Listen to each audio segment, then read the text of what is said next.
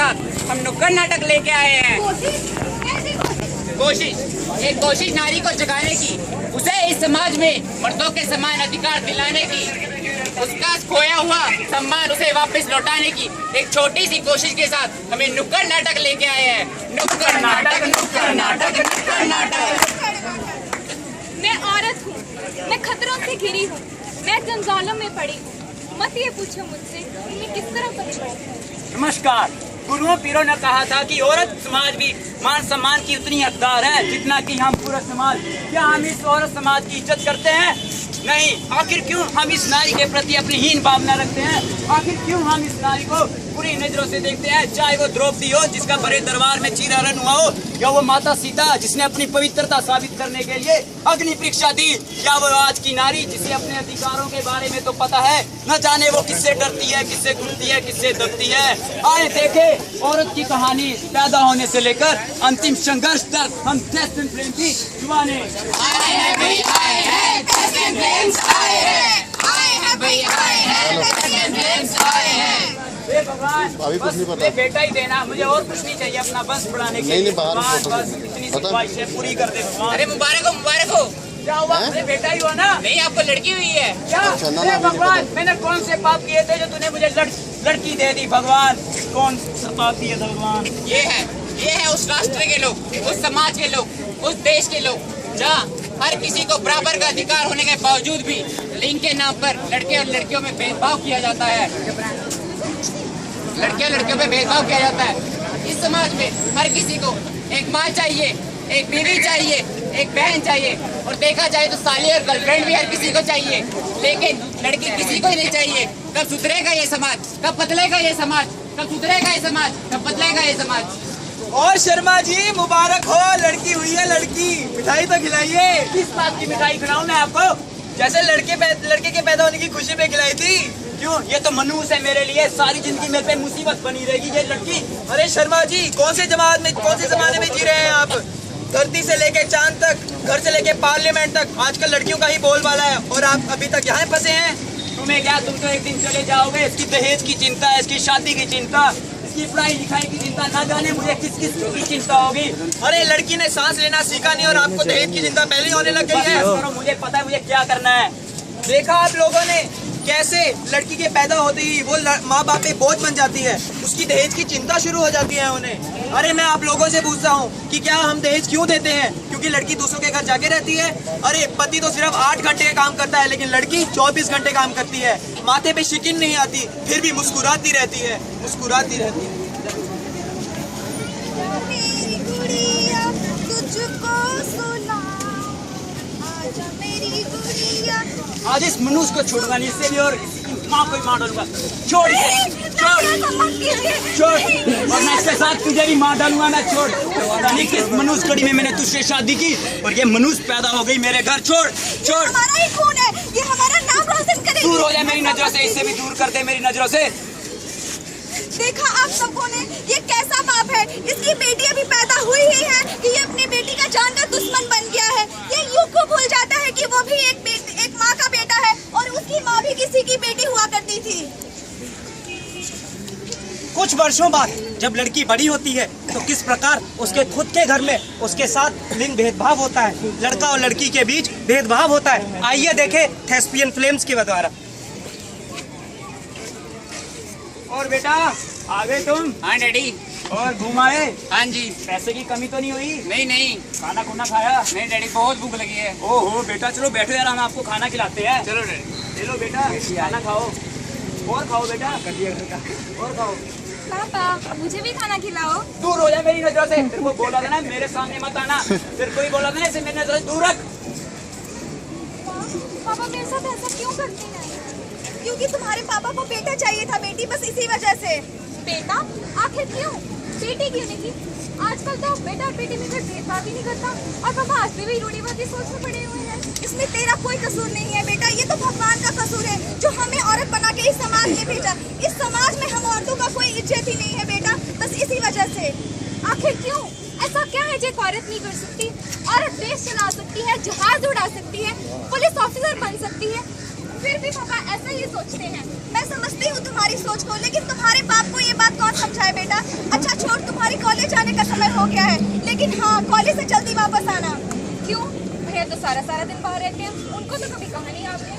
बेटा भैया लड़का है, उसे इस समाज की इस दुनिया की कोई परवाह नहीं, लेकिन तू एक लड़की है, तू कॉलेज से जल्दी वापस आना वरना तुम्हारे पापा गुस्सा हो जाएंगे। चल अब जल्दी जा। कदम कदम पे चप्पे चप्पे पे हर गली कुंजों पे हर जगह मर्द बैठे हैं कि इस इंतजार में कि कोई तो गुजरे वहाँ से कि उनकी बोरियत भरी जिंदगी को रंगीन कर जाए। वाह यार, क्या लड़की है। अकेले अकेले कहाँ जा रही हो, हमें साथ ले लो। ये क्या बदतमीजी है? ये मत समझो कि मैं लड़की हूँ तो कमजोर हूँ। हम भी इंसान हैं, हमें भी आजादी से जीने का हक है। ज्यादा बोल रही है, हाँ? क्या समझती है, हाँ?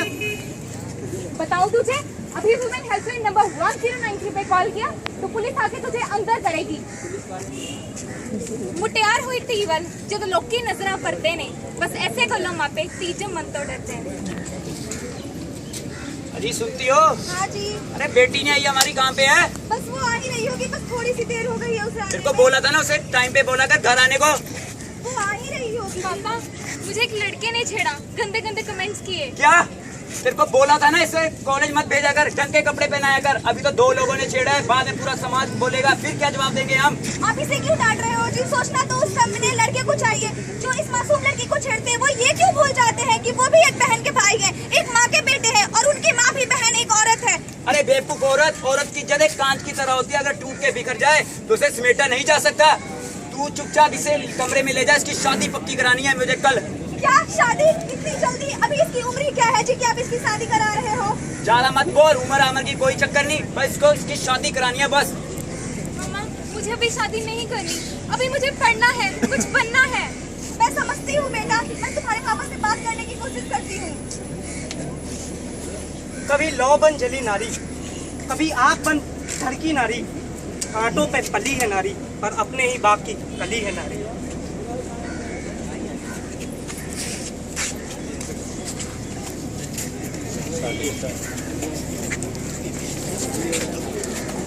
ओम मंगलम भगवान विष्णु मंगलम कुर्वताय तनो हरि। ओम मंगलाय। रुको पंडित, ये शादी नहीं होगी। क्या हुआ समदन जी, क्या हुआ? हमने जितना दहेज बोला था आपने उसे कम ही दिया है। हमने तो अपनी हैसियत से बढ़कर दे दिया, हम और कहाँ से लाए थे? मुझे नहीं पता, मुझे दहेज चाहिए। जी ऐसा मत कीजिए, जी ऐसा मत कीजिए, जी ऐसा मत कीजिए, जी ऐसा मत कीजिए, जी ऐसा मत कीजिए। ठीक है, अगर आप पूरा दहेज देने का वादा करते हैं तो कुछ हो सकता है। जी मैं और दहेज कहाँ से लाऊं? हम पे रहम कीजिए जी, हम पे रहम मुझे कीजिए। नहीं पता, मुझे पूरा दहेज चाहिए। जी, अब कैसे शादी होगी? जी, हम हम कोशिश करेंगे आपको पूरा दहेज देने का। ठीक है बेटा, पंडित जल्दी करो। ओम मंगलम भगवान विष्णु मंगलम कुर्वताय। शादी संपन्न, माता पिता का आशीर्वाद हो।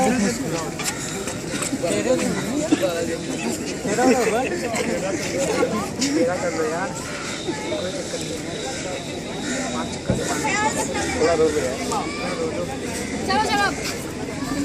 देखिए तो अब देखिए किस प्रकार दहेज ना मिलने पर उस लड़की के ससुराल वाले लड़की का शोषण करते हैं।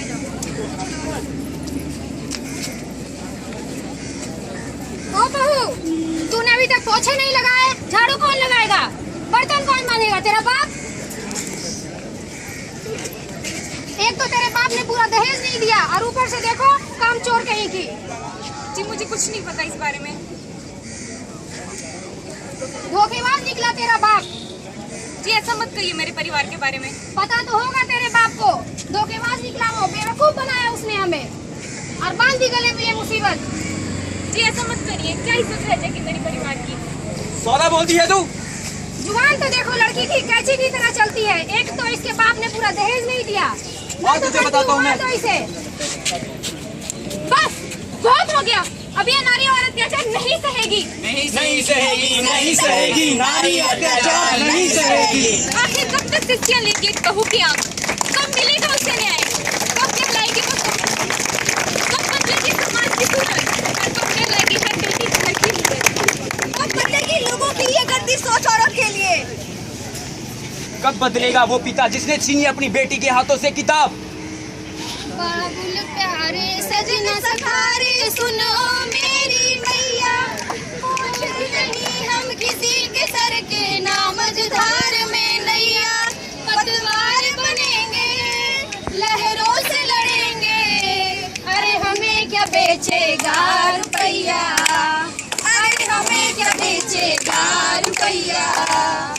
ये है कहानी भारत देश की।